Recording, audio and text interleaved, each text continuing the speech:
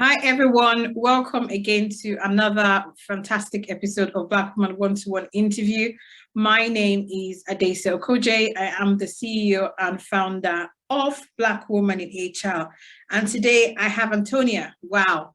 I have actually connected with Anthonia for 2 years on Instagram, and I'm so super pleased that she has taken the time out to have this one-to-one interview and share her experience with me and everybody watching today. Anthonia does wear many hats, but today we'll be talking about the one hat she wears as a life coach. I'm just going to read a little bit about Anthonia, but I will still allow her to tell us a little bit about herself. So Anthonia is a life coach, consultant, mental and emotional health advocate, author, mother's champion, blogger, the founder of B.I.G Outreach Charity. Whoop, whoop, whoop. Anthonia has devoted her life to helping parents, particularly women, who are experiencing grief and emotional distress due to their loss. Anthonia is the founder of Self-Love Goddess Hub, where she helps career moms in their mid-40s overcome their fear of rejection and self-sabotaging behaviors by awakening their self-love goddess. Wow, I love the term self-love goddess. This awakening allows them to build the resilience they need to finally put themselves first and walk in their God-given freedom. Through her blog, she has written over 80 educative articles on various topics, including imposter syndrome, self-mastery, and much more. In her book, You're an Author. Again, the journey begins here. She inspires us readers like myself to trust in God for a fulfilled, peaceful, and prosperous life. Wow, that's so, and I know you wear so many hats, and yes, and I'm so super, I cannot express how excited I have you here with me, and it's not on Instagram Live, but hey, here we go. So yes. I know I've done a little bit of introduction, so please can you tell the audience a little bit more about you, especially if you just touch on the different hats you wear?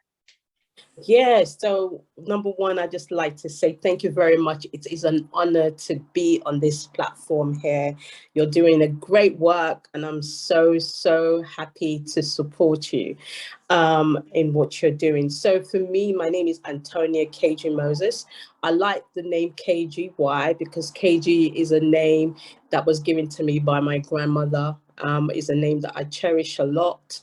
And is something that I've not used. It's only used within a circle, within my internal family circle, but it's something that I've chosen to start using now, and I love it. So it's great to be here. So who am I? I'm Anthonia KG Moses. And so I am the founder of B.I.G Outreach. And B.I.G Outreach, I'm going to tell you a little bit about the story behind this charity. And the charity is supporting parents who have we're experiencing grief as a result of pregnancy loss.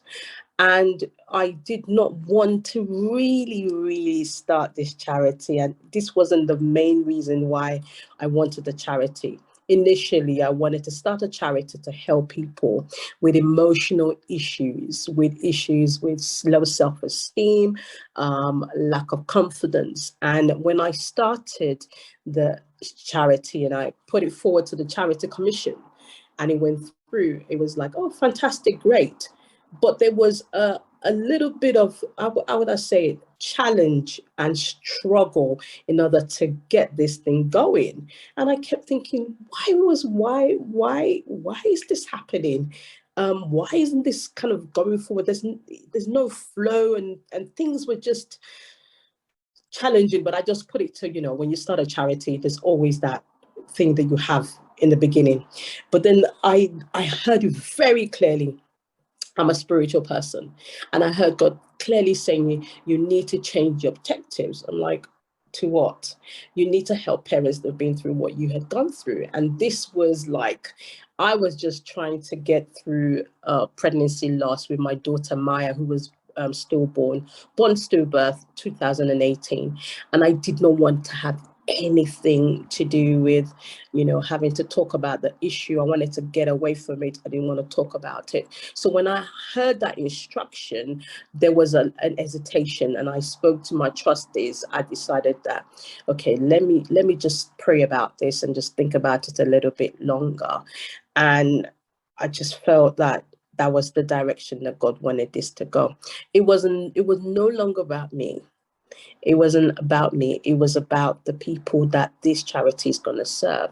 And when I changed the objectives and I focused it more on parents who are experiencing grief, I would say doors opened,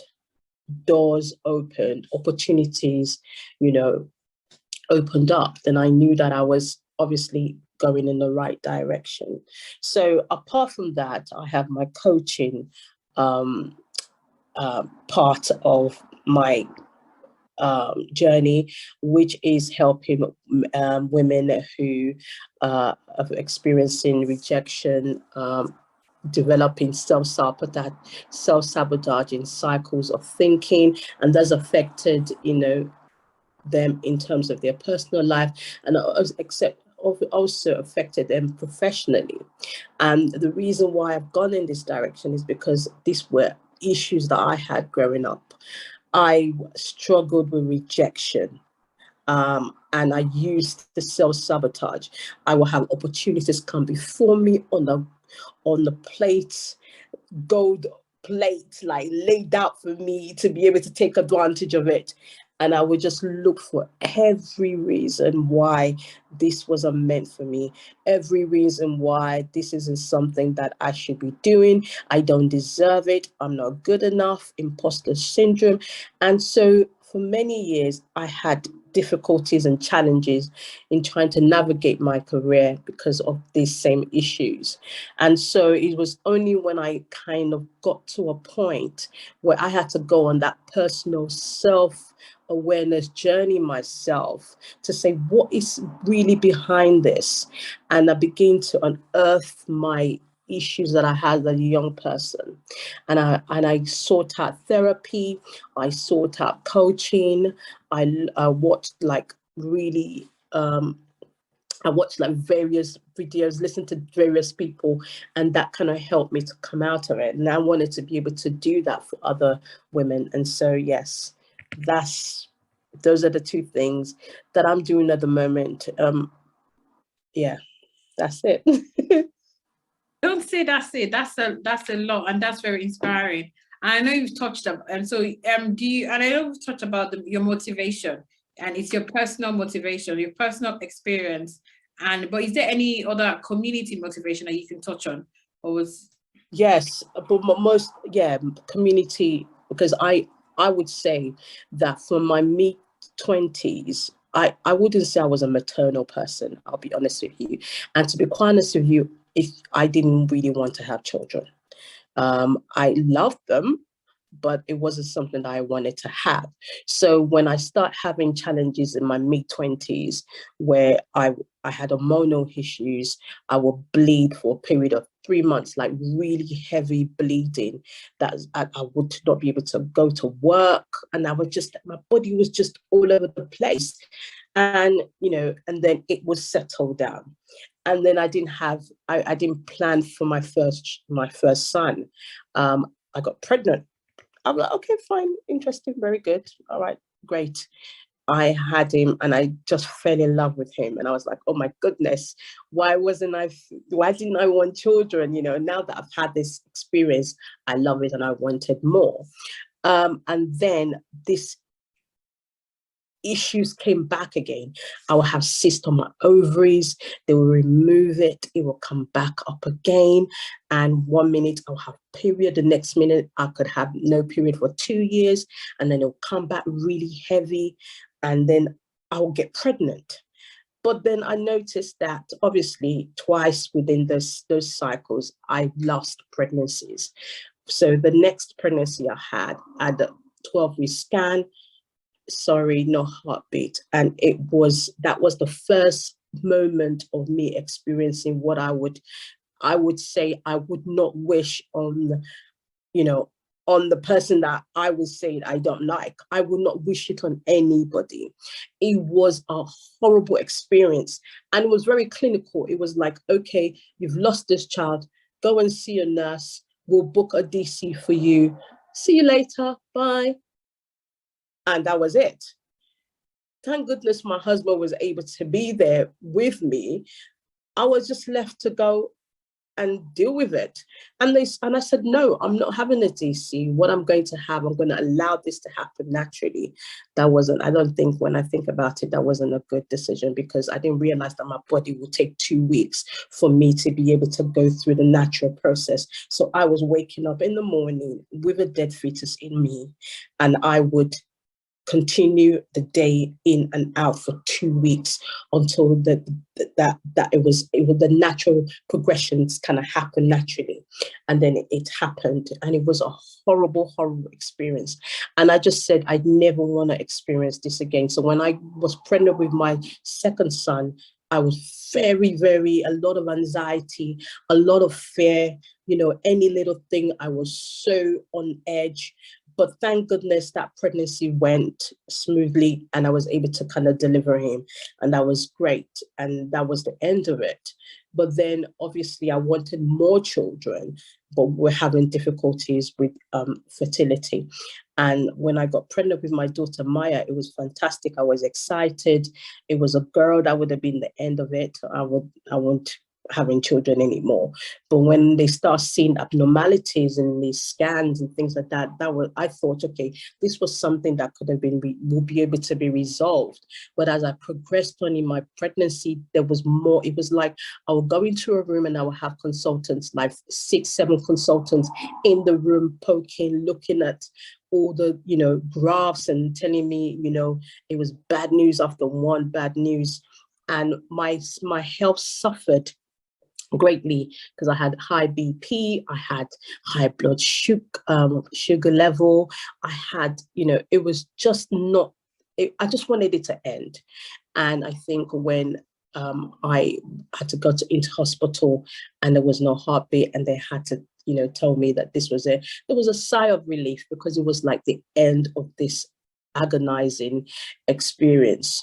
But coming out of the hospital, and going home, there wasn't really any aftercare, really, to be quite honest with you. You had your bereavement nurse. She tried all her best to speak to you about it. And apart from that, she gave me a couple of phone calls, and that was it. That was the end of it. And I went home, and it was because I had a circle of friends and family members who rallied around to support me at that moment. And if that wasn't there, I think I would have had a mental breakdown, because I was really at the edge of it. I could have just fallen off, and that would have been an end of it. And so I noticed that while I took a career break, 18 years working for an organization, I went back a month, and I said, no, I don't want to go back anymore. So I took a career break, which was good for me for a whole year, which allowed me to kind of, explore my emotions and get all the support that I needed. But I noticed that a lot of women were coming to me and talking about the similar experiences, and there was no aftercare. They did not know how to advocate for the care that they deserve. They were afraid of asking questions. They trusted, the professional. They trusted what they said to them. They were not asking questions and asking for follow-up, or, they were not confident to be able to do that. And so in not doing that, a lot of them felt, that there were things that they knew wasn't right, but because they were not confident enough and didn't have the right support in place, they did not ask those questions. And so they blamed themselves, a sense of guilt after the incident had happened. And so that was my why. And I noticed that within the Nigerian community, I had a lot of pushback in terms of, parents don't bury their children. You're going to go to the burial ground, and that is, just let them deal with it, and you just move on. And I thought, no, there's a culture of silence, and I've spoken in different women's group, and that's what I hear. Women have gone through it 3, 6 times, and it's a culture of silence. They don't want them to speak about it. They want them to hush up about it. And from a religious standpoint, there is always, there might be a spiritual element to this. Maybe you dabbled in something and then this happened. I mean, somebody said that to me in my first experience, out of ignorance, I guess. So that was my why, to begin to shed light into this and allow women the space to be able to speak up, and also supporting them to be able to, advocate for the right support for themselves. And that's my why. All that is just, I'm really sorry for your loss. I just have to say that. And as a woman, as a mother myself, I cannot even imagine how that must have felt. But it's good that you're using your experience to support other women, because I can't imagine how clinical it must be to go through that much pain and loss, and just be told without any asking how you are, you're looking at your well-being. So we talked about B.I.G Outreach, but what project are you currently working on with B.I.G Outreach? Is there, for anyone listening, what project are you working on currently? So with B.I.G Outreach, what we're trying to do is now we're trying to take it from, having our sessions, some of our sessions online. We're trying to take it now to be meeting up physically. And so one of the things we're trying to do is look for a location where we can do that or more on a consistent and more regularly. And one of the other things, the major one project that I'm working on, is trying to develop a training program for parents. And so in order to be able to do that, I'm working in partnership with, midwives. I'm working in partnership with, professionals who have the know-how to put something together so that when we deliver this training to our, participants, to parents, so that they would be able to have a better understanding of what they should be asking, how they should be asking it, and if no one is listening to them, what steps do they need to take in order to be able to get heard. And so that's what we're working. It's a big one. I'm not going to rush it because I want to get it right. And so just working in the background and just trying to partner with different organization, trying to partner with different groups to be able to do that. So that's one project that I'm working on at the moment. So hopefully that would come to fruition sometime next year. And the other thing is that obviously part of B.I.G Outreach, I have the global sororities part of it, which is just for motherhood and giving a platform for women to be able to talk about their journey as a mother, the good, the ugly, the bad. We've all got things to learn from each other. And so one thing I want to do is I don't want to neglect that aspect of it. So thinking moving forward next year, put together like a motherhood conference. So having different speakers come and speak about different aspects of it. Oh yeah, definitely I'll be coming knocking on your door. And so those are the things that I'm looking into doing. I would say to you, it's a little bit challenging. And the reason why, when I was at my career break, it was good because I had a lot of time on my hand. But now that I'm actually working full time and I have a family as well, it has been a little bit of a challenge. And I think what I need to do, and is essential and very important, is to develop and build a team around me that will be able to help me to deliver the things I need to do. So I'm working in the background. And, you notice that I've not been that active on Instagram. And that's one of the reasons, because I needed to kind of unplug and then, just look and think, okay, what do I need to focus on now? And what do I need to prioritize? And so that's basically what's happening in the background, yes. Wow, that's a lot, and that's really busy, and it's amazing, because I'm definitely encouraged into what you're doing.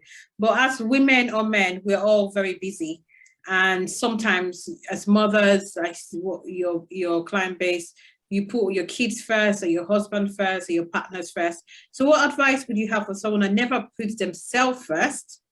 And what are some steps they can take to start implementing? So what I would say to them, because I did put something here I wanted to talk about. What I would say to them is that congratulations, you're on taking the first step to, I will use the acronym FLY, which is first love yourself. You know, it's for coming to that place of acknowledgement, you know, for choosing you, that I must say is congratulations, well done. And in order for you to be able to do that, you have to understand, you know, I always talk about self-love. And then when I first started talking about this, you know, people were like, particularly in the African Nigerian culture, it was like self-love. We don't want nobody focusing too much on themselves. But the thing about it is this, and the reason why I shout about it is that it is important to show appreciation for yourself and to put into place strategies and actions to support your physical, spiritual growth and your psychological growth. So in order to be able to do that, you must learn to have, you know, a high regard for yourself. That means you must learn to respect, admire, honor, and pay attention to your own well-being and happiness. And that is very, very important. And in order to be able to do that, I look at the 3 pillars of self-love, which is self-awareness. Number 1, who am I? Who am I? Not what everybody else has you know, say that I am, not what they've described me to be, not what my parents say I am. Who am I? Who am I? So you need to kind of have that, go on that journey of self-awareness. And when you begin to understand who you are, then you'll begin to understand the importance that you cannot give what you do not have. You cannot operate from a place of an empty cup, because an empty cup, you're not pouring anything out. In fact, you need something to be poured inside of you, and it's only out of the overflow that you can begin to give to other people. So in order to put yourself first is a priority. It has to be a priority, a conscious decision that has to go down on your to-do list. You can have everything on your to-do list, but that has to be a priority on there. And that could be a little saying, you know what, every 2 weeks, this is what I'm doing for myself. Every week, this is what I'm doing for myself. Every, you know, day, this is what I do for myself, and begin to consistently practice those things. Because as you begin to practice it, it becomes a habit, and it's not a thing that you're thinking that you don't deserve, but you begin to, because you're doing it on a regular basis, you know that it is something that is important to your well-being. And so put yourself first, put love into action. That means you need to love you with all your, look, with all your, you know, all your, I need to lose weight, I need to do this. You need to love you. And in order to be able to do that, you need to kind of look inwards, because on the external, there's so many things that we can do, add-ons we can add to themselves. Look, I was one of those people, you know, I would, you know, okay, now I need to do this and add this to myself to make myself feel loved. And to be quite honest with you, when no one is there and you're just sitting down as just you, do you really love yourself? So you have to be honest about it. And also having high regard, honoring yourself, having self-compassion for yourself.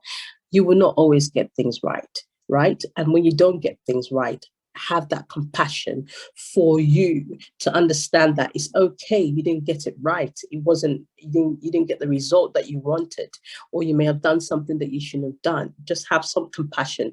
There are times when, as a parent, I get things wrong, and my son would say things to me, Mom, you've done something wrong. Before, I would have been really hard on myself, but now it's like, yes, son, I'm human. I'm sorry that I've done, you know, this and this has impacted you in this way, but I'm only human. But we'll get it right. We'll learn and we'll grow.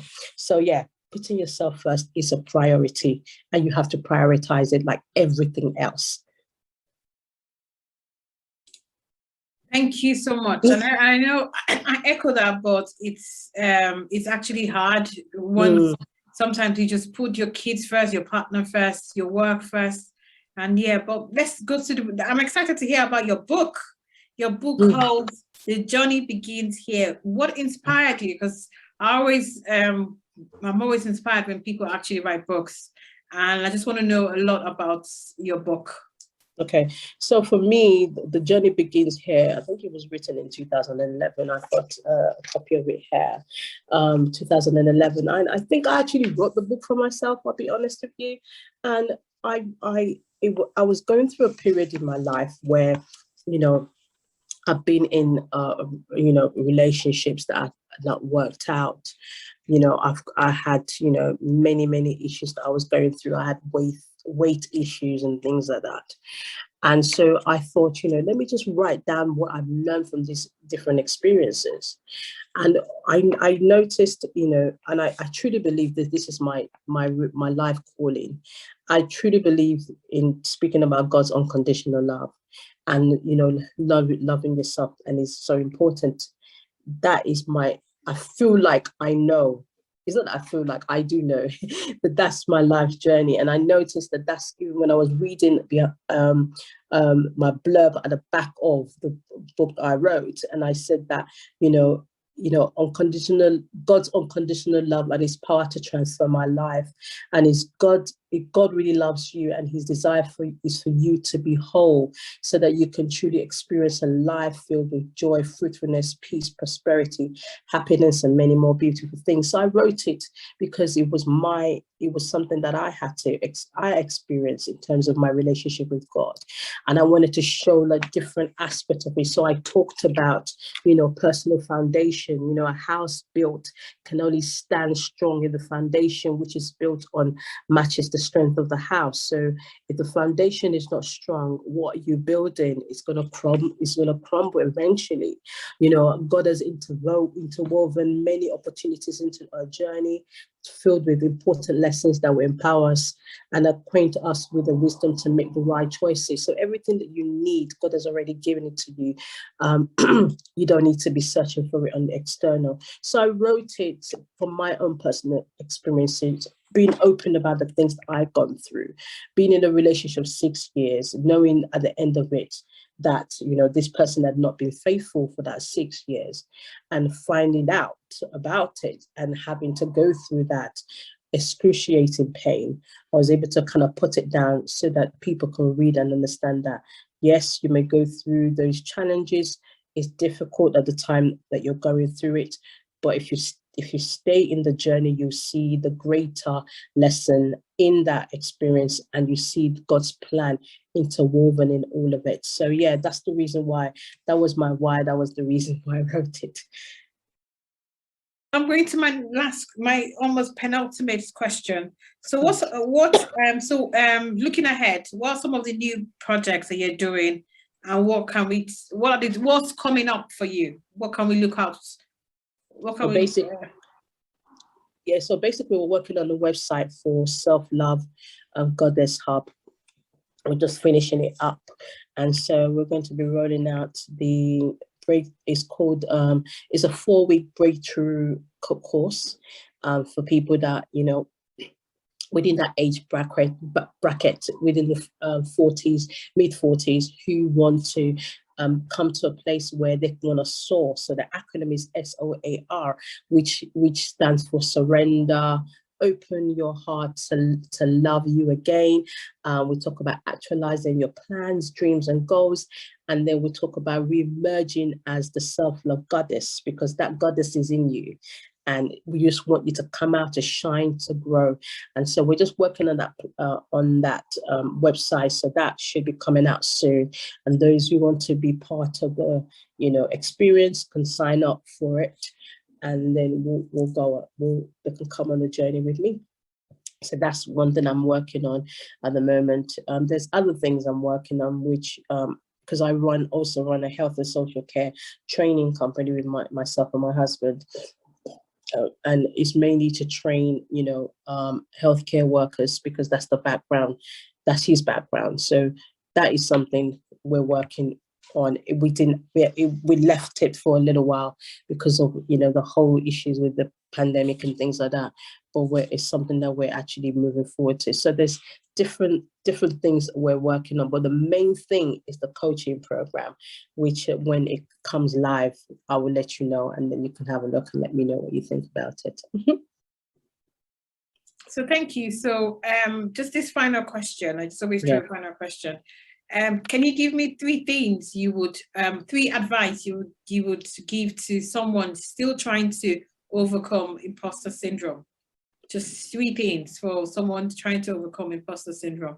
How would you advise them? Yeah, so one of the things I would say is to surrender and to let go.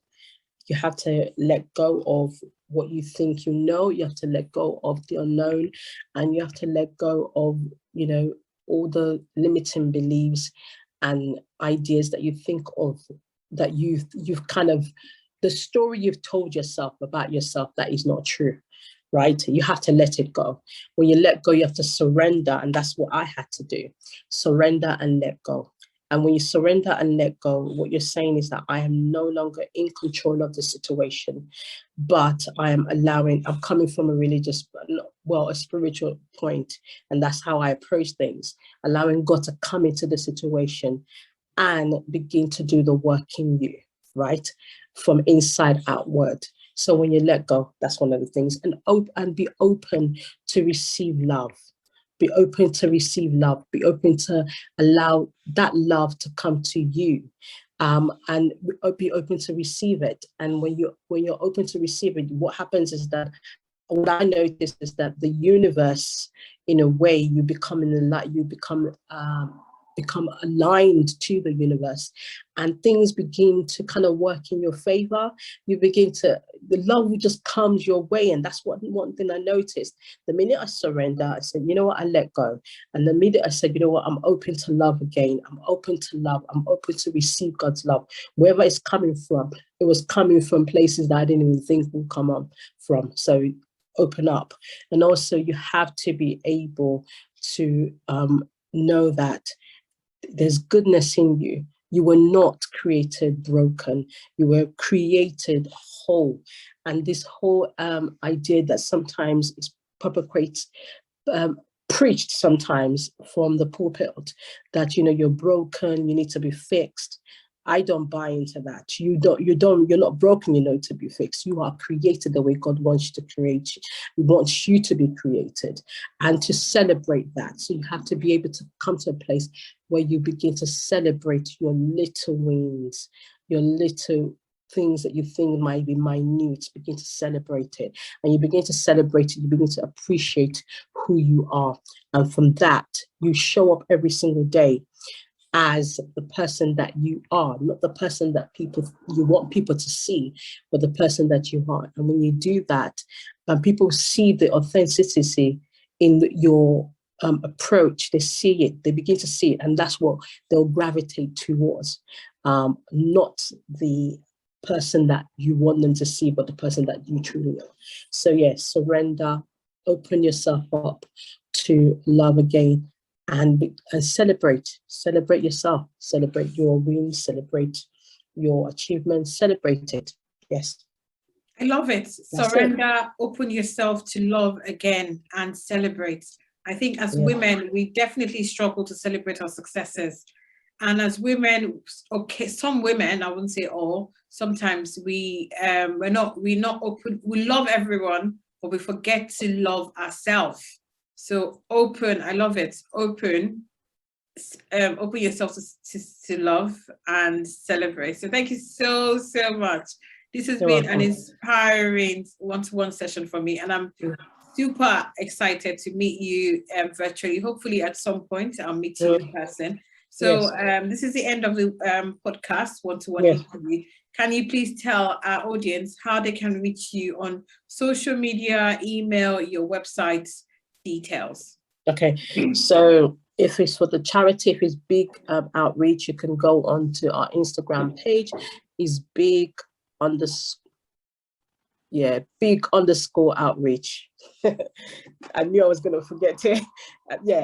It's B.I.G _outreach.